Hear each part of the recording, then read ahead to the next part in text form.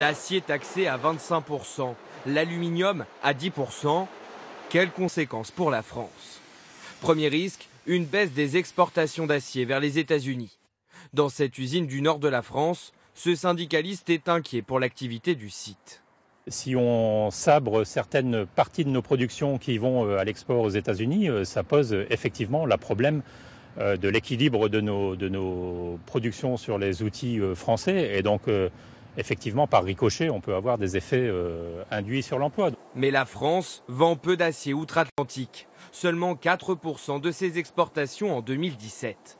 Le secteur a surtout une autre crainte, l'excès d'acier sur le marché européen. Aujourd'hui, la Chine et le Brésil vendent leur acier aux États-Unis. Demain, avec les nouvelles taxes, une grande partie de leur production risque d'être redirigée vers l'Europe. Une concurrence supplémentaire pour l'acier français, avec à la clé une baisse des prix.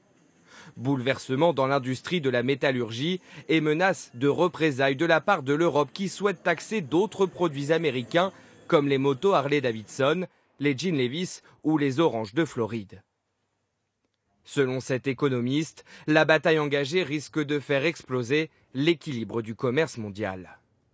Tout ce qui a été mis en place pour faire en sorte que le commerce international ne soit plus fondé sur des rapports de force, mais sur des contrats, pourrait s'écrouler.